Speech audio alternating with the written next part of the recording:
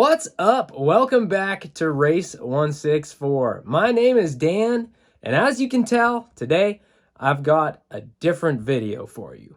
So recently I had the privilege of working with this guy, my brother-in-law, Ethan Henson, and Captivate Imaging as part of the media team at the International 500, the world's biggest, most prestigious, most grueling ice oval snowmobile race. No, I did not compete at this snowmobile race because I don't race snowmobiles. But let me tell you, I had so much fun.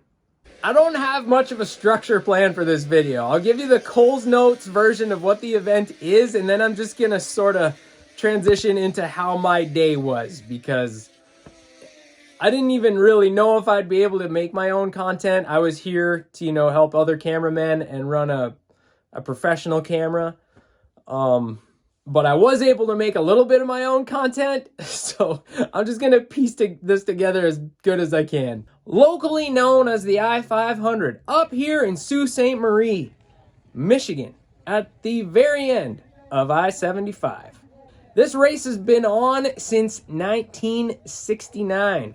It's a 1 mile ice oval track located right beside said highway, I-75. 500 miles on a 1 mile track means it's 500 laps.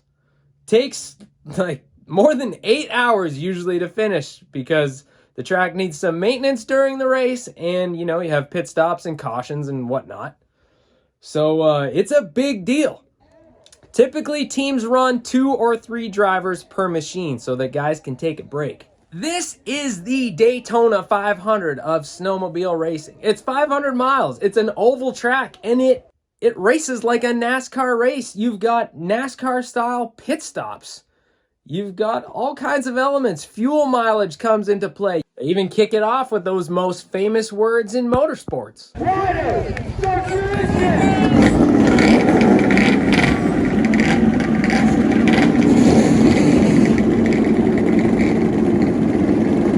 Also, these are not stock snowmobiles at all right? They're modern sleds, but they're heavily modified for racing on ice in an oval. So I'm not going to get into a lot of detail on the modifications because I don't really know that much about them. Just know that they're wicked fast, and they can go fast for 500 miles. Usually, at least, the winner did. A lot of sleds don't make it. One obvious modification you can see, apart from the different stance, they have sort of an ice racing stance as opposed to a stock snowmobile suspension kind of setup. But the handlebars. So if you look closely here, these sleds are parked. They look like the handlebars are turned to the right. Take a look at this guy going down the front stretch. It looks like he's steering to the right. That's because these guys hang their bodies right off the side of the machine in the corner to keep it stable and to, that way they can go faster, keep the weight on the inside of the corner and rip around the turn. So the handlebars are set up so that in the corner, they're actually straight. That just makes it more comfortable and easier for them to hang off the side of the machine. And if you look closely right here, you can see that the end of the handlebar is like curved around. It has like a ram's horn kind of a shape to it. That way on the corner, he can he's hanging off the machine. His hand can be like this, upright, rather than up here trying to hold like that. This is a more natural position. And when you got to do it for, 300 miles, depending on how many backup drivers you have, every little bit of comfort counts. That's a father-son duo there on the front row, starting first and second. Zach DeWald on the pole, Troy DeWald outside front row. Zach set a new track record this year with an average qualifying speed of 95 point something, I forget exactly what, miles per hour. 95 miles an hour, hanging your rear end off the side of a snowmobile.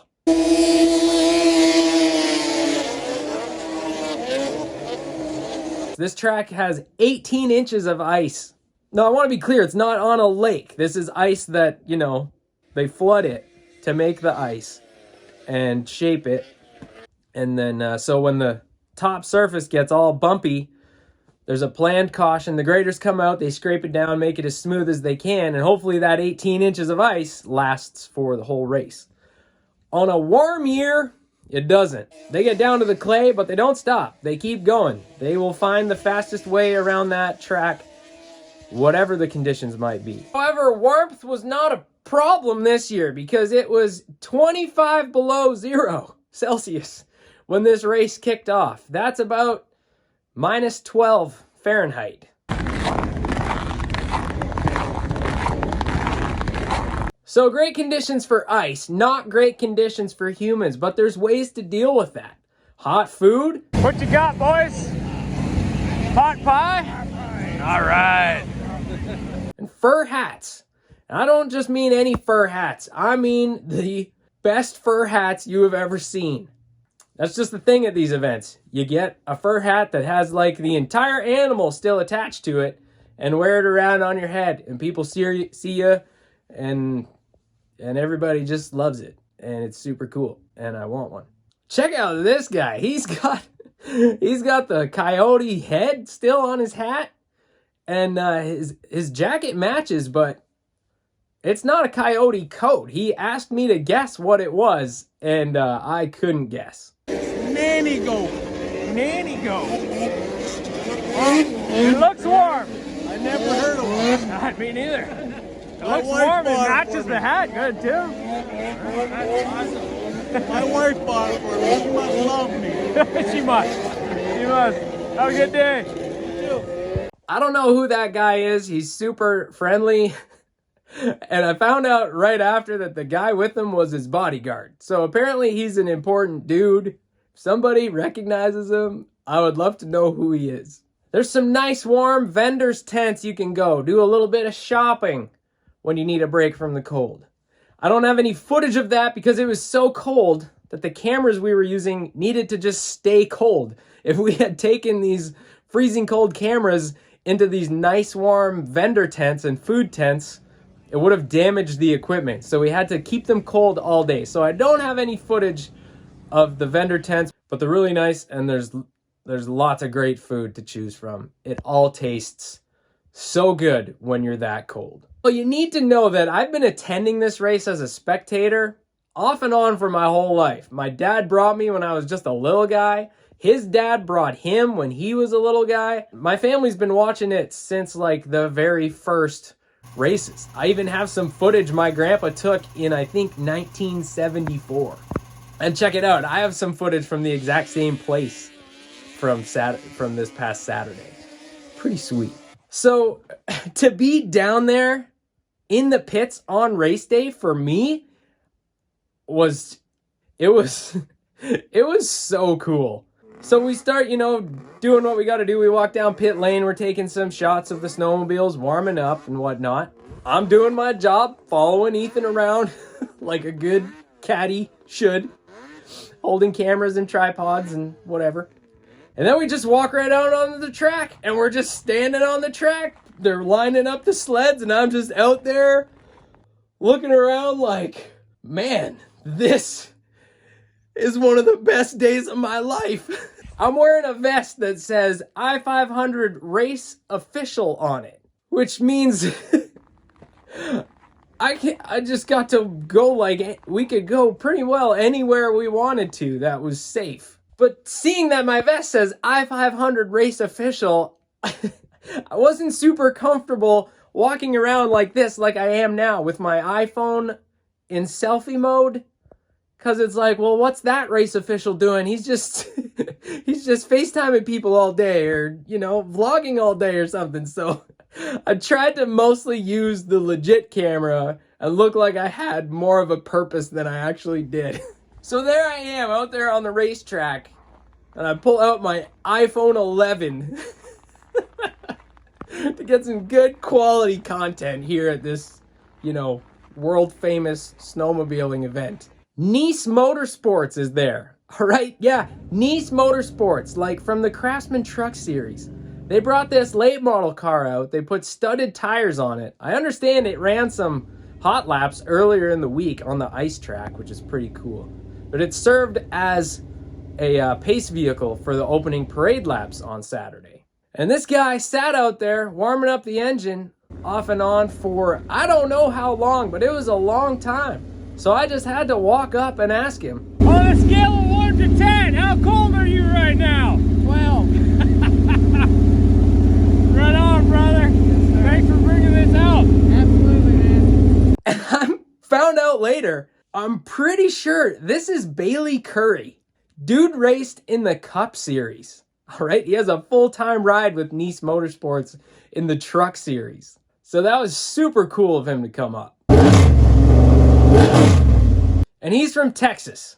So that's why when I asked him how cold he was, he said he was a 12 out of 10 coldness. So again, for most of the really cool stuff I got to film, I was using, like a real camera. So I don't have any great footage of a pit stop, even though we got to be right there for some pit stops, and it was so cool to see. Flow Racing was there broadcasting the event, and I had this really funny interaction with their mobile cameraman. His name is Chris, and he came up to Ethan and I in the morning, and he was like, "Hey guys, do I have any boogers on my mustache?" And I was like, "Well, brother, it's 25 below. If you don't have boogers on your mustache, you're not going to fit in." It was a super funny interaction, and I wish I had the camera rolling for the whole thing. You guys always get me at my best. I don't even have a mustache. There were actually 2 flyovers as part of the opening ceremonies. The Coast Guard sent a Seahawk helicopter.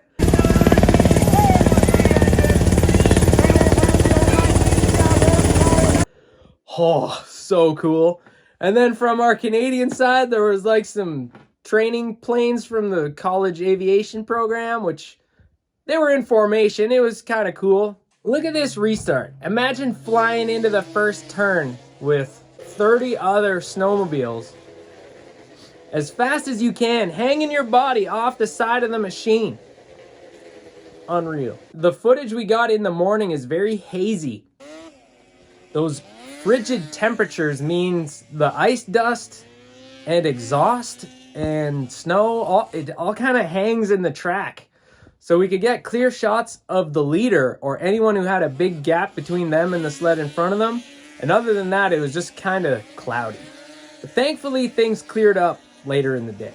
The state police had a truck down on the infield that was streaming the Flow Racing feed. So that was real handy for us when we wanted to know what lap we were on or what position somebody was running in, because all of that information faces the crowd. And most of the time we were on the infield of the racetrack. This is pretty neat. But we did get outside of the track, cross the bridge, got to see the crowd, interact with them a little bit. If I was thinking, I would have got more footage of that and got more people in the video. People like being on video. So next year, hoping to get a little more involved with the crowd and get some race fans on screen. So at the end of the 500 miles, only 3 sleds remained on the lead lap. And the win went to the number 18 Polaris of Nelson Racing, driven by brothers Dan and Charlie Revering. These dudes led over 100 of the 500 laps today. They were super deserving of the win. There was even a restart with 1 lap to go. They had a big lead, and then somebody lost a ski. The caution came out, and Dan, I believe, was on the machine. He hung on for the win, and the 56th annual I-500 went to Team Nelson. Again, I don't have a clip of the actual finish because that's on the real camera. I pulled out my secondhand iPhone for the victory lap. So after the race, we eventually made our way to the awards banquet, which I didn't know was part of our, filming responsibilities for the day.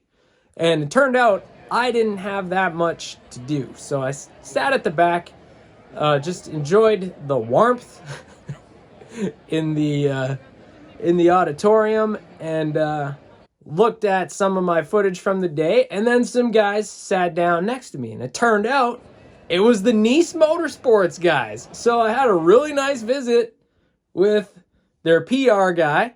And then beside him was Caden Honeycutt, who also races in the truck series. And then I'm pretty sure Bailey was beside him, and then somebody else who might even be more important than those guys. I don't know. And we kept checking the results of the clash at Bowman Gray Stadium was on. So they had that on their phone, and we kept checking that. So I was just watching NASCAR with a NASCAR team thinking, this day was already so great. What's going on? And then the chairman of the I-500 comes up and shakes my hand and he says, hey, thank you so much for coming here. It really means a lot that you're doing this. And I was like, hey man, it's my privilege. I'm happy to be here. This is awesome. I had a great day. And then he moves down the line and he shakes the next guy's hand, and he shakes all of Nice Motorsports hands, and then I realized that this dude totally thinks I'm part of this NASCAR team. Oh, so we all had a good chuckle, and I was like, but, you know, that'd be pretty sweet, right? And that didn't get much of a response. So all in all, I had the time of my life not racing at the I-500, just having the access that I did. At this event, I've been going to since I was a kid, and now I got to see it from a whole different perspective. Behind the scenes, backstage pass, if you will. Like, the only thing closer to the action would be, you know, racing in it, which I don't really want to do. It looks pretty hard. All right, I don't know if there's anything else I wanted to talk about. I have more to say, but I don't want to just ramble on and on. I didn't necessarily plan on making a video like this about this event, but the opportunity came along, so I took it, and I had a blast. So I want to say a big thank you to Captivate Imaging, and a big thank you to my brother-in-law, Ethan Henson, for asking me to help out. I hope I was useful. I feel like I was kind of just like a little kid looking around, geeking out the whole day, being around, being right in the heart of this awesome event. I just had so much fun, and there's so many good little stories that came out of the day, like the Flow Racing thing and the Nice Motorsports thing. I couldn't be happier, really, after. It was a long day and it was cold, but it was so much fun. If they ask for my help again, I will absolutely do it. So hey, if you want to come to the 2026 I-500, it's super easy to get to. Just make your way to I-75 and head north, and then go north some more, and then keep heading north, drive north until you get to literally the last exit on I-75 and take a right. You'll see the racetrack right there, and then take your next right, and you can find your way to it. It's easy. If you get to Canada, you've gone too far. That's going to do it for now. Thank you so much for watching. I promise next time we'll get back to some die-cast racing. And always remember, Jesus loves you, and so do I. And I'll see you next time right here on Race 164. Vroom!